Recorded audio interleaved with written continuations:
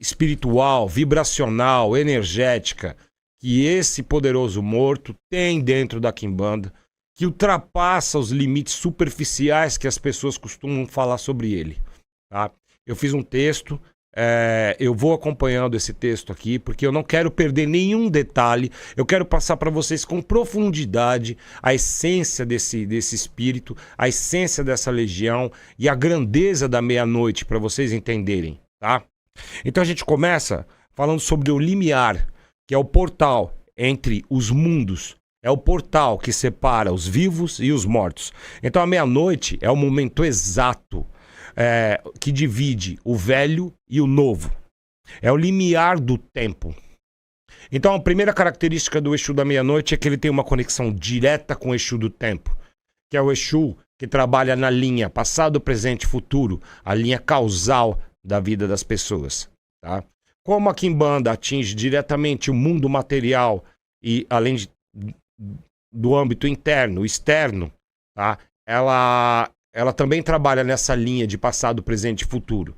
Né? Um bom Exu ou uma boa pombagira, quando trabalha, sempre vai ter uma conexão direta com o Exu do tempo, porque ele vai ter que buscar no passado e no presente, né, para enxergar coisas futuras nas encruzilhadas das pessoas que eles estão trabalhando, né, para modelar através das suas magias e feitiços um novo destino, uma nova forma de ação.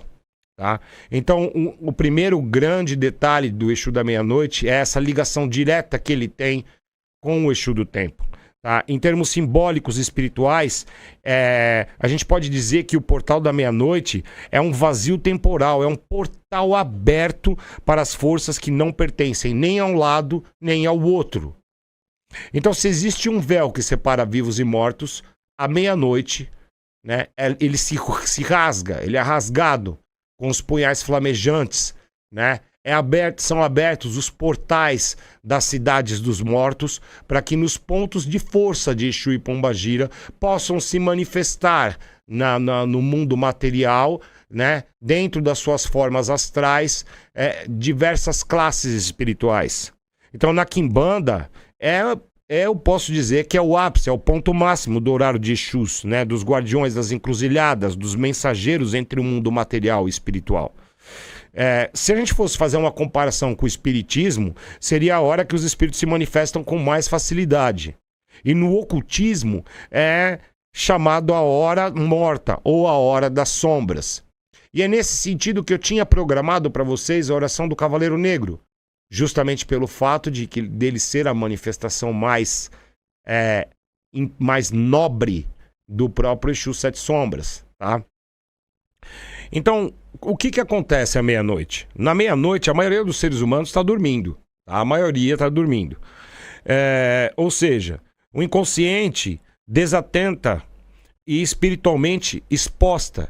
Ou seja, a pessoa ela está relaxada, dormindo.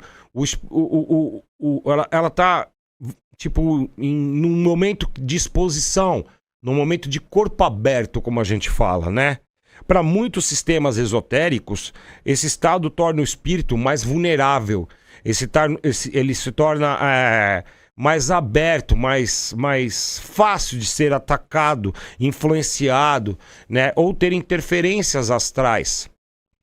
Os espíritos obsessores, por exemplo, as sombras mentais, as entidades trevosas, ou eguns, né, que seriam o espírito dos mortos, eles se movimentam com mais facilidade quando a nossa mente está fragilizada ou está desatenta, como eu disse anteriormente. É quando as magias são lançadas, especialmente aquelas magias onde a gente precisa contra-atacar, onde a gente precisa se defender, onde a gente precisa criar bloqueios, onde a gente precisa pegar o inimigo mais vulnerável, pegar o oponente mais vulnerável, tá? Então, assim, elas encontram eficácia, porque o campo ele tá mais receptivo nesse horário. Então, assim, a escuridão, né? O homem sempre teve um certo receio da escuridão, e até hoje a escuridão é um tabu para muita gente.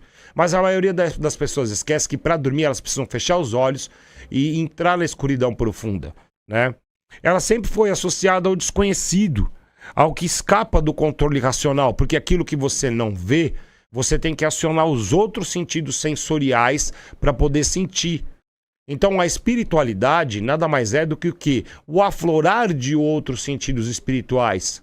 E por isso às vezes a gente vê um Exu como um Exu morcego, né? Ou um Exu cobra, né? Com sensoriais tão desenvolvidos, que são diferentes da visão, que eles são grandes aliados para todos os praticantes do culto brasileiro de Exu e Pombagira. Quando eu falo Quimbanda, eu não estou tocando no âmbito africano da Quimbanda, mas da miscelânea cultural, sociocultural que existiu no Brasil e que formou esse culto de Exus e Pombagiras na forma de poderosos mortos, tá? E que ele acontece de forma ampla dentro da Quimbanda, da Umbanda, do Catimbó, do Candomblé, não importa. Em cada lugar ele se manifesta de uma forma diferente, mas na verdade são espíritos dos mortos que estão ali, né? Não são deidades, né? Eles são espíritos dos mortos que de alguma forma rasgam esse véu e conseguem ultrapassar essas barreiras entre o mundo dos mortos e dos vivos,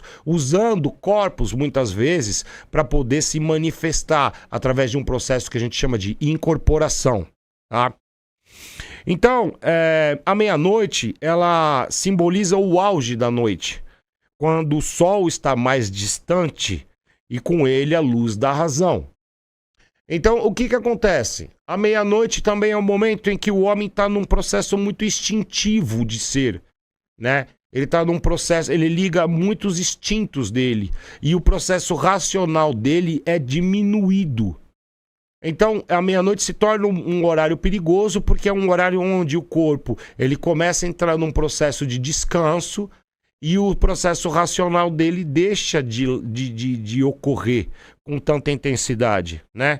Então, por isso que é um horário muito falado nas histórias, nos mitos e lendas, porque associam-se ao horário das bruxas, dos demônios, dos diabos, dos lobisomens, dos espíritos errantes, né?